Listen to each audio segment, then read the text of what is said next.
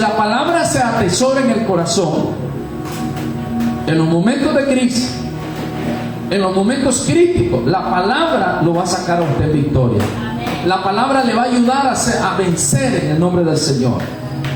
Así que quiero felicitarle por haber venido. Yo creo que usted también se felicite dándose un aplauso en esta mañana por haber venido a la casa del Señor a rendirle tributo al Rey de Reyes y Señor de Señores, al que se merece la gloria y la honra y la alabanza. Pero no solamente vamos a rendir tributo al Rey de Reyes y Señor de Señores, sino que también nos vamos a edificar a través de la palabra del Señor. He titulado a esta prédica especial: no lo busques, ha resucitado. Le he titulado: no lo busques, porque ha resucitado. Eso merece un amén. Eso no merece estar con la boca cerrada, eso merece un gloria a Dios. No lo busques, porque Él ha resucitado. Marcos 16, versículo 6. Y si está vivo, denle gloria a Dios. Si usted está vivo, denle gloria a Dios, porque Él está vivo. Pero si usted está vivo, dé un amén. Mientras vaya predicando, usted dé un amén, un gloria a Dios. Y Dios bendiga a las personas que están conectadas a la transmisión. Les enviamos un aplauso también en el nombre del Señor. Hay muchas personas conectadas. Les bendecimos en el nombre de Jesús. Miren lo que dice Marcos 16, 6. Usted tiene que tener Biblia en mano en esta mañana. Biblia o teléfono o tablet o computadora, o no sé, en mano, lápiz y cuadernos para anotar. Porque hoy vamos a darnos cuenta de muchas cosas gloriosas. Marcos 16, 6 dice la Escritura: no se asusten, les digo, ustedes buscan a Jesús el Nazareno, el que fue crucificado. Ha resucitado. No está aquí. Miren el lugar donde lo pusieron. Estoy leyendo la versión NBI. Y en esta mañana te voy a hablar de 3 factores, elementos que nos afirman, reafirman y nos confirman la evidencia de la resurrección de nuestro Señor Jesucristo. 3 elementos importantes. Uno de ellos va a ser el elemento histórico. ¿Qué dice la historia en relación al acontecimiento de la resurrección? El otro que vamos a revisar es el elemento arqueológico. ¿Qué dice la arqueología en relación a la resurrección de nuestro Señor Jesucristo? Y por supuesto, el tercero, las evidencias bíblicas. ¿Cuántos adoran la gloria del Señor? Entonces voy a empezar con las evidencias, oiga bien, arqueológicas de que el acontecimiento de la muerte y la resurrección fue real. No es invento, no es leyenda, no es un mito tampoco. El primera evidencia, por supuesto que esto es una serie de investigaciones que han hecho muchos eruditos bíblicos, y es el decreto de Nazaret. Este es el primer evidencia arqueológica. El decreto de Nazaret es un hallazgo fascinante. En 1878, un erudito francés adquirió una losa de piedra en Nazaret que data del año 44 después de Cristo. El decreto fue dictado por el emperador Claudio, 41-54 después de Cristo, quien ordena que si se encuentra a alguien extrayendo o exhumando cuerpos de las tumbas, los sepultureros sean acusados y ejecutados con prontitud. Curiosamente, El decreto también menciona a los que muevan las piedras que cierran las tumbas. El Evangelio de Mateo señala que los líderes judíos tramaron con engaño el rumor de que los discípulos habían robado el cuerpo de Jesús. Chéquelo en Mateo 28, 11 al 15. Anótelo y póngame atención. Aunque no puede establecerse una correlación directa entre el decreto de Nazaret y el rumor organizado por el Sanedrín judío, todavía encontramos una fuerte probabilidad de que el crecimiento del cristianismo, acompañado del rumor, pudiera haber hecho necesario dicho decreto en la mente del emperador. Primero, este es el decreto de Nazaret. La otra evidencia arqueológica es la iglesia del Santo Sepulcro. Los cristianos, o como nos hacen llamar algunos, los protestantes, suelen preferir la localización serena de la tumba de Gordona, la naturaleza icónica y litúrgica de la iglesia del Santo Sepulcro. Sin embargo, si se busca la verdad por encima de las preferencias, es mucho más probable que la iglesia del Santo Sepulcro sea la tumba real de Jesús que la contraparte idéntica. En el año 132, el emperador Adriano, escuche esto es investigación, esto es algo que está documentado.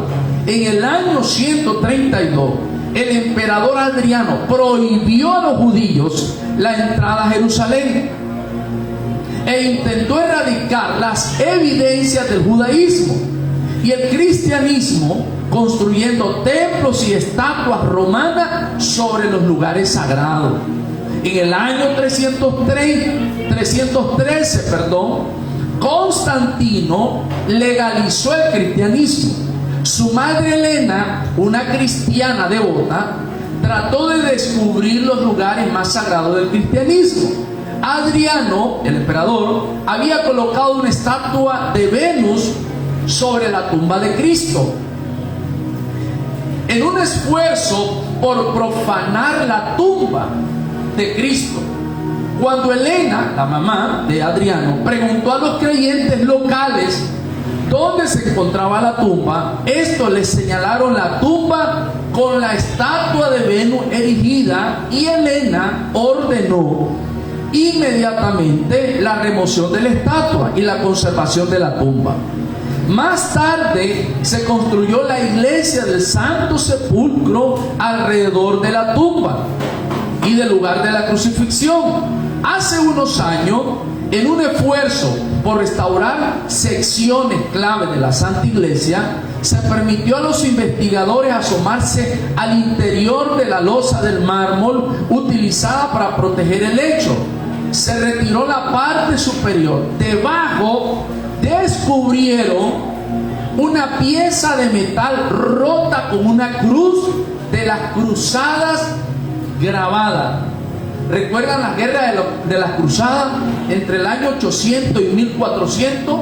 Cuando muchos reyes de Inglaterra, de Francia, llegaron a rescatar a Jerusalén de las manos de los musulmanes. Entonces allí encontraron esa pieza con una cruz de las cruzadas grabada. Bajo el metal encontraron un lecho de piedra que databa del siglo I. El descubrimiento demostró que el edículo de la iglesia del Santo Sepulcro ha sido venerado como lugar de sepultura de Cristo durante 2 milenios. Esto añade un peso considerable a la idea de que la tumba vacía de Jesús está en el edículo o muy cerca. El edículo tiene una probabilidad de ser el lugar de sepultura real de Jesús, y es una probabilidad superior al 95%. Todos los cristianos, católicos, evangélicos, llámese católico, llámese evangélico, adventista y de todas las denominaciones, cuando van a Jerusalén, van a peregrinar a la tumba de Jesús, y sobre esa tumba se construyó el templo del Santo Sepulcro. A eso se refiere este descubrimiento. ¿Cuántos alaban el nombre del Señor? El tercer dato arqueológico es el sudario de Turín. Hay muchas conspiraciones y teorías en relación a eso, pero lo vamos a agregar. Por último, terminamos con uno de los hallazgos arqueológicos más misteriosos de todos los tiempos. Justo cuando los escépticos parecen desacreditar el sudario de Turín, aparece algo que luego lo confirma. El muy controvertido sudario de Turín, ¿saben cuál es el sudario de Turín, verdad? Es un manto que aparece el rostro de Jesús, y que de ahí, de esa figura que quedó grabada en ese manto, es la figura que se utiliza para las pinturas de cómo pudo haber sido el rostro del Señor. Entonces, es muy controvertido el sudario de Turín. Es una tela de lino que mide 14 pies y 5 pulgadas por 3 pies y 7 pulgadas. Lleva una imagen tridimensional en negativo de un hombre crucificado de unos 30 y tantos años, e incluye manchas de sangre de hemoglobina AB real. Otro descubrimiento: han encontrado granos de polen de plantas originarias de Israel y que datan del siglo I. Ese es otro dato interesante. Junto con pruebas de que el sudario había sido expuesta a una alta dosis de radiación, tal vez del propio evento de la resurrección, aunque el sudario había sido datado en la Edad Media, en una prueba de carbono 14 realizada en 1988, esas pruebas han resultado ser falsas. El debate en torno al sudario de Turín continuará con toda seguridad hasta el regreso del propio Cristo. El sudario de Turín no es necesario para demostrar que Jesús resucitó, como se ha demostrado en otros momentos. Sin embargo, si el sudario de Turín es auténtico, porque algunos dicen que no es auténtico, no solo demuestra que Jesús resucitó, sino también proporciona una imagen del aspecto que pudo haber tenido Jesús. Amén. Ahora, en conclusión a estos datos arqueológicos de la resurrección de Jesús, puede que sea en gran medida circunstancial. La única prueba arqueológica de la resurrección sería el sudario de Turín, si fuera auténtica. Sin embargo, el sudario está rodeado de misterio, juego de palabras, debido a la naturaleza del acontecimiento de la resurrección. No hay que esperar que se produzca un descubrimiento fulminante, o sea, algo que diga Jesús resucitó, porque aquí hay una evidencia arqueológica que dice que sí resucitó. No necesitamos nosotros esperarlo. ¿Por qué? Porque Jesús ya no está en la tumba. ¿Cuántos dicen amén? La evidencia más directa ha sido eliminada y ya no está disponible. ¿Cuál es esa evidencia? Que el cuerpo no está por ningún lado. ¿Cuántos alaban en la gloria de Dios? Sin embargo, los datos proporcionados en su conjunto permiten afirmar que algo misterioso y sorprendente ocurrió el primer domingo de Pascua. Los artefactos descritos demuestran la alta probabilidad de que Jesús murió por crucifixión. Fue enterrado en una tumba, la tumba fue encontrada vacía, y que la tumba fue venerada durante 2 milenios y sigue siendo venerada. En conjunto, es un caso convincente para el evento de la resurrección. ¿Cuántos alaban el nombre del Señor? 3 datos, hay muchos más, pero lo he sintetizado en esos 3. Ahora bien, vienen los datos históricos. ¿Qué dice la historia? ¿Qué dice la historia? Los historiadores.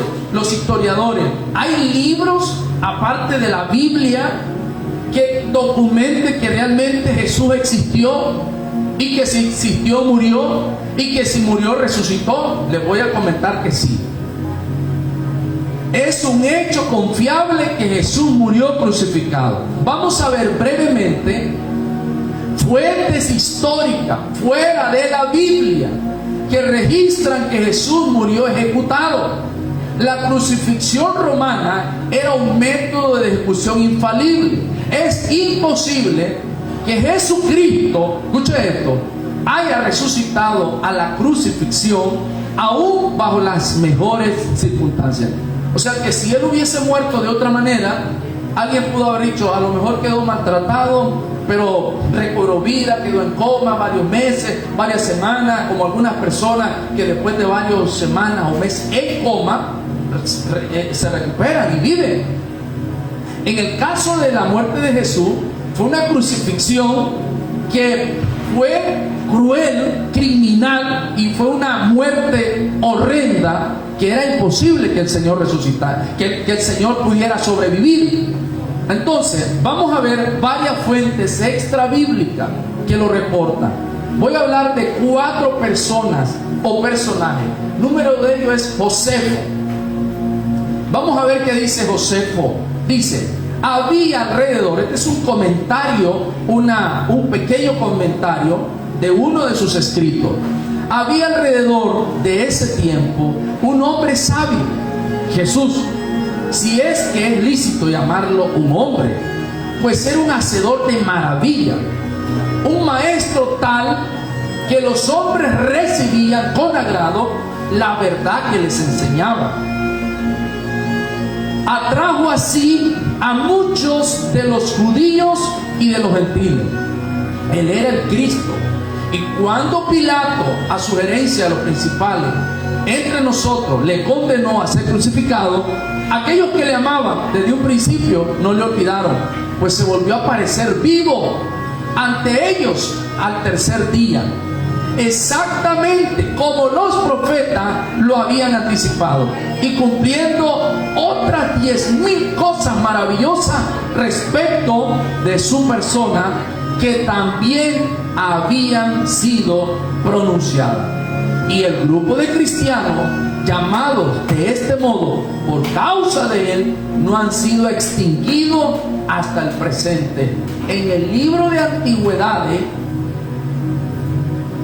18.33, así se llama el libro de Antigüedades de Josefo. Si quieren ustedes adentrarse a la investigación, averigüen quién es Josefo, se van a dar cuenta que es un filósofo judío y que existió para el siglo I, y que dentro de sus libros Antigüedades él escribe sobre este personaje llamado Jesús. Hay otro personaje, Tácito, entre el año 52 y 112 después de Cristo. Estoy hablando de personas contemporáneas a la muerte del Señor. Para suprimir el rumor, esta es otro fragmento, de lo que escribió Tácito en el año 52. Para suprimir el rumor de que el incendio a Roma, Nerón cargó falsamente a los cristianos con la culpa. Esto lo escribió Tácito. Y los castigó con las más crueles torturas, atrayendo sobre ellos el aborrecimiento de todos por sus iniquidades. Cristo, el fundador del nombre, fue ajusticiado por Poncio Pilato, procurador de Judea en el reino de Tiberio. Pero la superstición perniciosa, mire cómo escribe este hombre, reprimida por un tiempo, volvió a ser irrupción, no es erupción, irrupción. Y no solamente a través de Judea, donde tuvo su origen este error. Oiga cómo definió al cristianismo, un error. Sino también por toda la ciudad de Roma. Esto está en el libro de Anales de la Historia, capítulo 15.44. Estamos hablando de un escritor fuera de la Biblia. Vamos con otro escritor, Luciano, para el siglo II. Un escritor romano que habló en contra de Cristo y de los cristianos. Miren lo que dijo este hombre. Vamos a escuchar. El hombre que fue crucificado en Palestina por haber introducido este nuevo culto en el mundo, aún más el primer legislador que ellos tuvieron, les persuadió de que todos ellos eran hermanos unos de otros. Y después de haber transgredido de una vez por todas, negando a los dioses griegos y adorando a aquel sabio crucificado y viviendo bajo sus leyes. Esto lo dijo Luciano en el siglo II. Otro personaje más, y es Mara Ben Serapión, en el año 73 después de Cristo. Una carta de un padre instruyendo sabiamente a su hijo. Él escribió: ¿qué ventaja obtuvieron los judíos al ejecutar a su rey? Refiriéndose a Jesús. Fue precisamente después de esto que su reino fue abolido y fueron expulsados de su tierra. Los judíos fueron expulsados en el año 75 después de Cristo, cuando destruyeron Jerusalén. Fueron expulsados. Entonces a eso se está refiriendo. ¿Qué ganaron? ¿Qué ganaron? Fueron expulsados de su tierra. Dios, dice, vengó con toda justicia a estos tres hombres sabios. Así constatamos que las referencias en diversidad de fuentes a que Jesús murió y fue ejecutado son confiables históricamente. Suetonio fue un historiador romano que también hizo alusión a la persecución del emperador Nerón sobre los cristianos, y así una referencia histórica incidental a Cristo durante el reino del emperador Claudio. Y tenemos a uno más, Plinio II, o el Menor, en el año 112 después de Cristo. Un gobernador de Bitinia en Asia Menor escribe sobre los cristianos al emperador Trajano.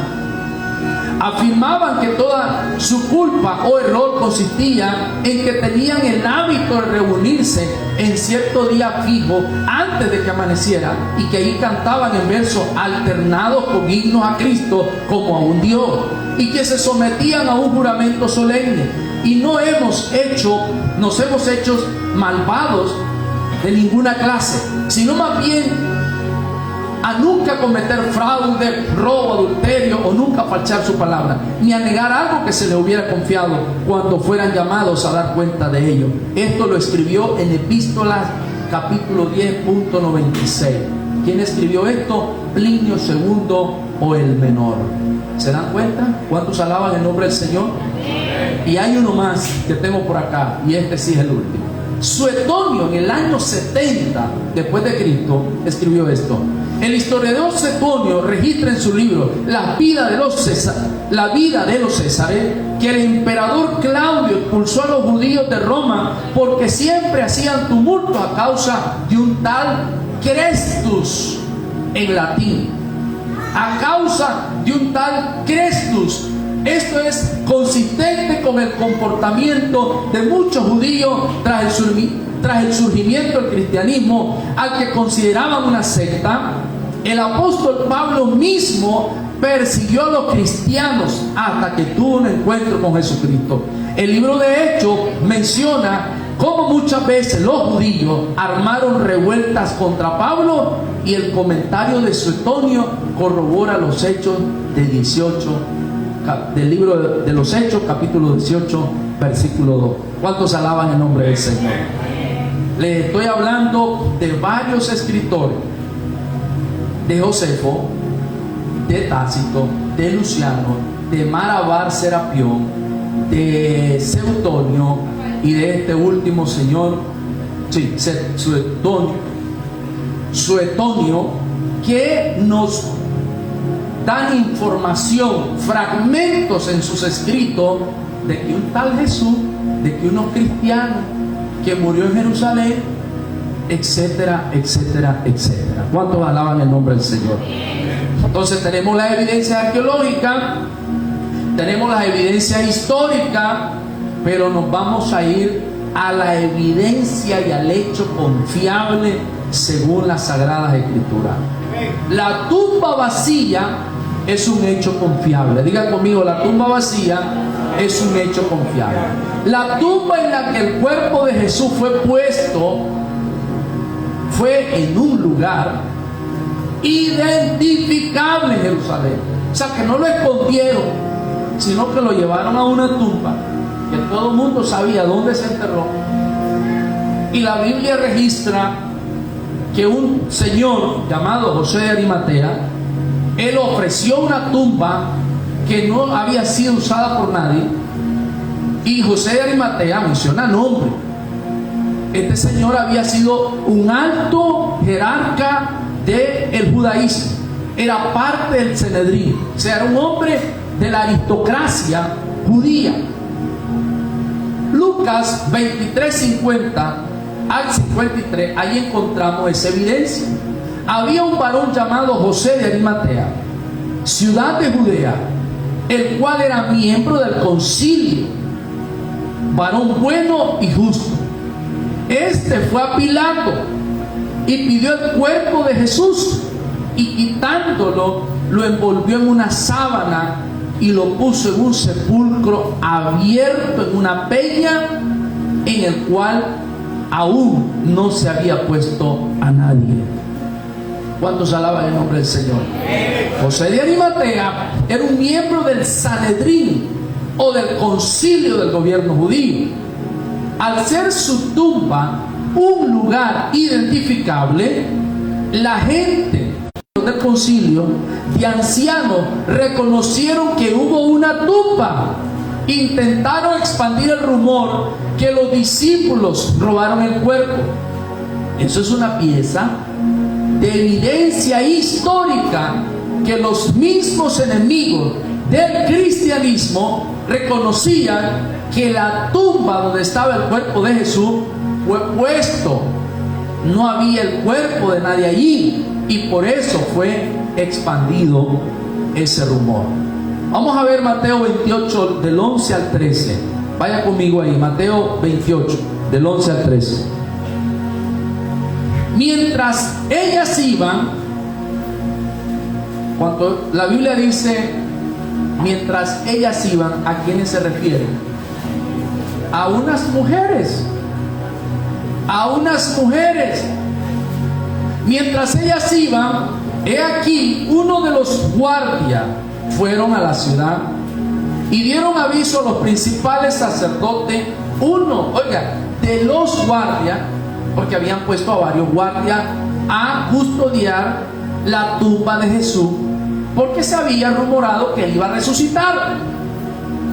Entonces uno de los soldados dio aviso a los principales sacerdotes de todas las cosas que habían acontecido. ¿Cuáles fueron esas cosas que habían acontecido? La resurrección. Quienes fueron testigos oculares. ¿Qué significa testigo ocular, profesor? Testigos oculares. Que vieron con sus propios ojos lo que pasó. Ellos vieron cuando hubo un temblor. La Biblia dice que hubo un temblor, que la piedra se abrió y que esos hombres, dice, salieron corriendo. Pero uno de ellos se armó de valor y fue donde los principales sacerdotes y les comentó todos los acontecimientos, todo lo que había pasado. Pero ¿qué hicieron los principales sacerdotes? Y reunidos con los ancianos y ha habido consejo, o sea, se pusieron de acuerdo, dieron mucho dinero a los soldados diciendo, digan ustedes, sus discípulos vinieron de noche y lo hurtaron, estando nosotros dormidos. Mire usted qué interesante. Los soldados llegaron diciendo que eran soldados que no eran cristianos. No eran cristianos. Llegaron diciéndole a los sacerdotes. Y los sacerdotes le dijeron, no, ustedes callen. Tomen mucha plata, dinero. ¿Cómo se llaman? Los sobornaron, correcto. Y ustedes digan que los discípulos llegaron y que se robaron el cuerpo mientras estábamos dormidos. El cristianismo no fue bien recibido por la religión oficial. Era la religión oficial judía, el judaísmo. Si hubieran querido desmentir la creencia en la resurrección de Jesucristo, hubiera sido tan fácil como comprobar que su cuerpo estaba en la tumba de José de Arimatea y que los discípulos estaban mintiendo. Los sacerdotes judíos o algunos miembros del concilio de ancianos reconocieron que hubo una tumba vacía. Por eso mismo intentaron expandir el rumor que los discípulos robaron el cuerpo. Eso es una pieza también de evidencia histórica que los mismos enemigos del cristianismo reconocían que la tumba donde el cuerpo de Jesús fue puesto, no había el cuerpo de nadie allí, y por eso fue expandido su rumor. ¿Cuántos alaban el nombre del Señor? Eso lo dijeron los impíos, los inconversos. No digamos los impíos, no digo los impíos, sino los líderes religiosos que no eran cristianos. Pero vamos a ver ahora las declaraciones de los seguidores de Jesús. Las declaraciones que lo vieron vivo y que después lo vieron muerto. En el año 54 después de Cristo, a 21 años de la resurrección, oiga bien, ya no hablemos de Juan, no hablemos de Pedro, no hablemos de los apóstoles que anduvieron con él. 21 años después de la resurrección, el apóstol Pablo escribe a los corintios que la resurrección es una creencia central de la fe y muestra la vasta evidencia de testigos oculares de que Jesús realmente resucitó. Primera de Corintios 15, del 5 al 10. Se lo voy a leer. Usted sígame y escuche con atención. Y que apareció a Cefa, entre paréntesis Pedro, y después a los 12, y después apareció más de 500 hermanos a la vez, de los cuales muchos viven aún y otros ya duermen, o sea, ya murieron. Después apareció Jacobo, después a todos los apóstoles, y al último de todos, como a un abortivo, me apareció a mí. ¿Está hablando quién? Saulo de Tarso, que luego conocido como el apóstol Pablo. Porque soy el más pequeño de los apóstoles, que no soy digno de ser llamado apóstol, porque perseguía la iglesia de Dios, pero por la gracia de Dios soy lo que soy, y su gracia no ha sido en vano para conmigo. 21 años después se le aparece a esta perla, una estrella que perseguía a los cristianos. Amén. Los perseguía, los torturaba, los encarcelaba, y se le apareció a él. ¿Qué más evidencia necesitaba el apóstol Pablo de creer en Jesús como el Rey de Reyes y Señor de Señores? ¡Aleluya! Eso merece un aplauso. Ahora bien, notemos el énfasis de Pablo en el verso 6.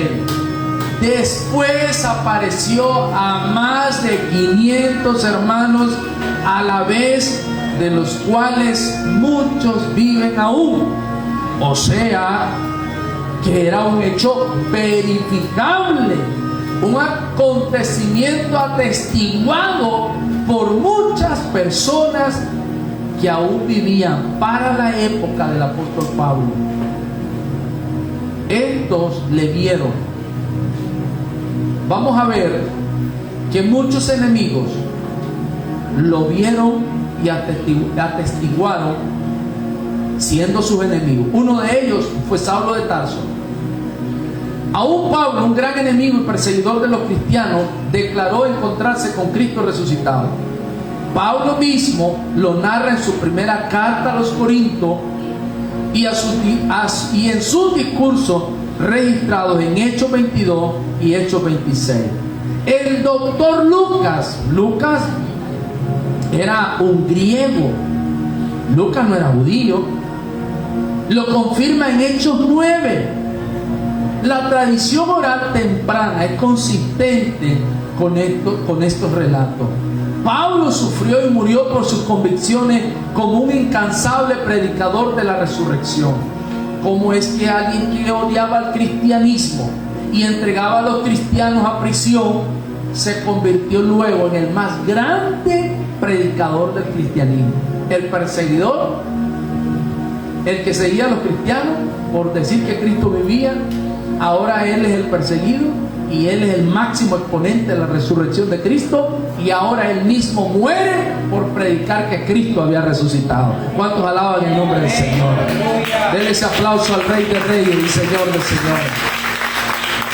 Santiago, Jacobo, que este era otro, un incrédulo durante la crucifixión, antes de la crucifixión de Cristo. No hay evidencia en los evangelios que siguió a Jesús. Por el contrario, Juan mismo narra la incredulidad de los hermanos de Jesús. Aquí estoy hablando de Santiago, conocido como Jacobo, medio hermano de Jesús. Y si aquí hay alguien que no cree que Jesús tuvo más hijos, pues me disculpa, pero la Biblia dice que Jesús tuvo más hijos. Y este Jacobo era medio hermano de Jesús. María tuvo más hijos. Que María tuvo más hijos, perdón. Que María tuvo más hijos. Si alguno no cree eso, Jacobo era uno de sus medio hermanos. ¿Cuántos dicen amén? Y dice la Biblia que sus hermanos eran incrédulos, no creían en su propio hermano Jesucristo, no creían en él. Y entonces este hombre, que era incrédulo antes de la crucifixión, ¿verdad?, narra la incredulidad en Juan 7:5. Ni aún sus hermanos creían en él. Pero Jacobo, este hombre, Santiago, el medio hermano de Jesús, hijo de María y de José, se convirtió en el líder de la iglesia en Jerusalén después de la resurrección. Jacobo, Santiago, el medio hermano de Jesús. En 1 Corintios 15:7, Pablo narra que Jesús se apareció a él, o sea, a Jacobo, que es el nombre hebreo, y comienza su carta considerándose un siervo de Jesús y llamándole Señor, diciendo en el verso 1: Santiago, siervo de Dios y del Señor Jesucristo. Murió por creer en la resurrección. Murió en el año 62 después de Cristo, arrojado de la parte alta del templo por causa de su fe en Jesús. Así murió Santiago. Luego que era incrédulo, se convirtió después de la resurrección en un gran predicador de la resurrección.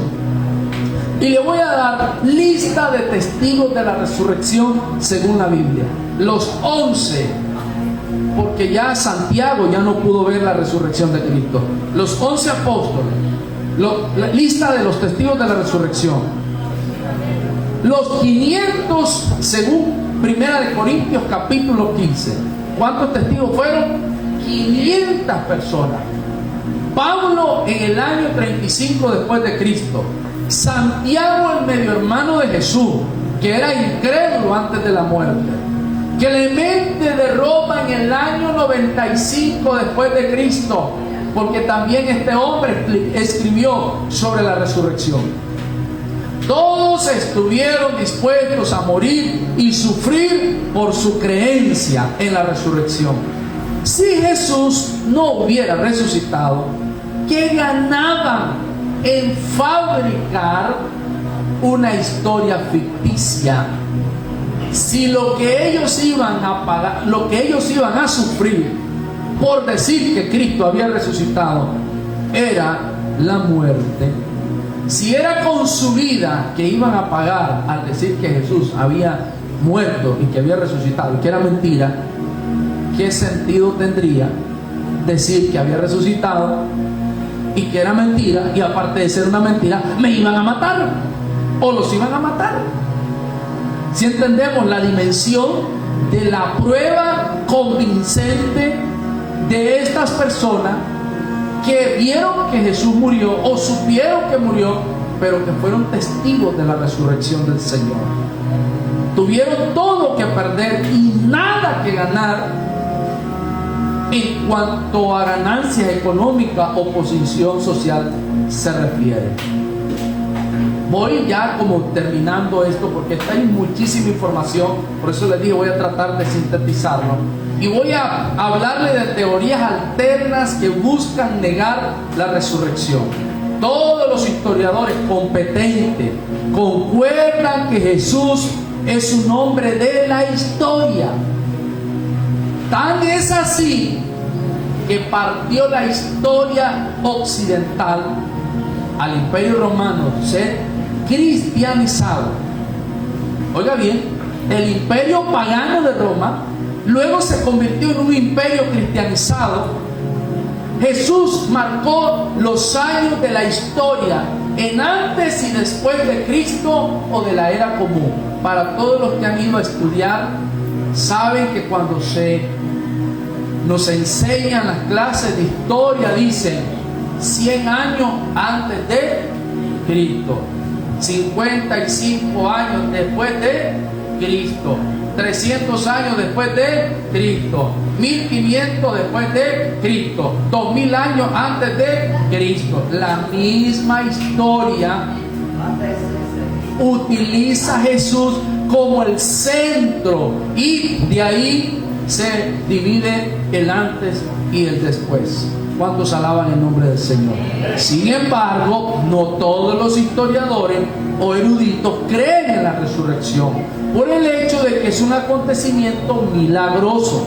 Aunque los orígenes de la ciencia fueron iniciados por hombres de fe con una profunda confianza en la existencia de Dios, como Copérnico, Galileo, Newton, Kepler, a partir del siglo XVIII, tras la corriente del iluminismo, y filósofos como David Hume se negaron a creer en Dios, en lo sobrenatural y en los milagros, dejando un legado de negación de lo sobrenatural en muchas disciplinas científicas y de investigaciones modernas.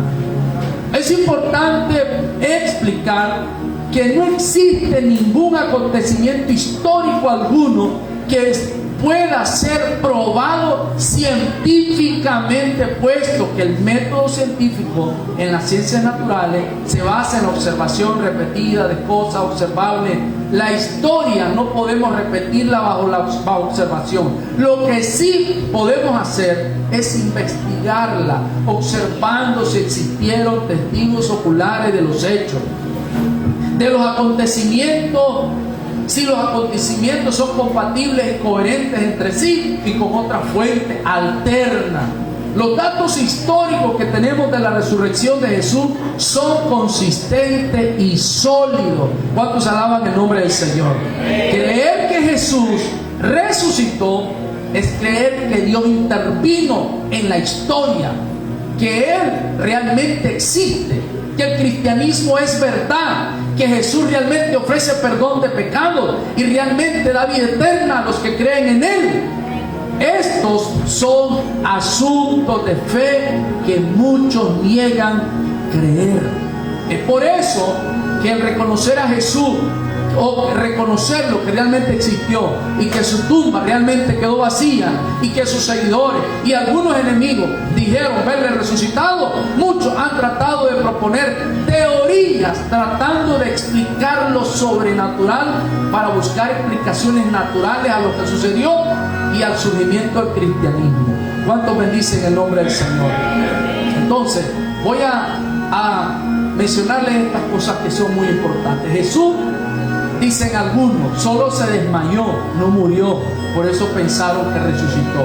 Respuesta: es imposible sobrevivir a la crucifixión romana. Si Jesús hubiera aparecido vivo, hubiera sido un moribundo, herido, no un Señor triunfante. Además hubiera vivido entre ellos y le hubieran visto morir. Primero, ¿verdad? Segundo, algunos dicen, los discípulos robaron el cuerpo y luego proclamaron que lo vieron vivo. Respuesta: esta teoría no explica qué ganaban en fabricar una historia ficticia. Tuvieron todo que perder y nada que ganar. Y en cuanto a ganancia económica o posición social, ¿qué podrían ganar? Todos estuvieron sufriendo, todos murieron y sufrieron por su creencia en la resurrección. Tampoco explica la fe de los que no creían, como Santiago, y mucho menos la del enemigo Pablo. Algunos solo tuvieron alucinaciones, por eso pensaron que resucitó. O sea, estas son las teorías negativas o contrarias a que Jesús resucitó. Respuesta: es imposible que exista una alucinación masiva de más de 500 personas. Además, esta teoría tampoco explica la fe de los que no creían, como la de Pablo, el perseguidor de los cristianos. La mejor explicación de las piezas de evidencia es que la resurrección de Jesús es un hecho histórico verídico. Es la mejor explicación a la tumba vacía, a los relatos de seguidores e incrédulos testificaron que lo vieron vivo, y es la mejor explicación histórica para explicar el surgimiento del cristianismo y la pasión de los primeros cristianos en medio de sus circunstancias. Cierro leyendo estos versículos. Si usted quiere seguirme con su Biblia, sígame. Si no, ponga atención. Romanos 10, 8 y 10.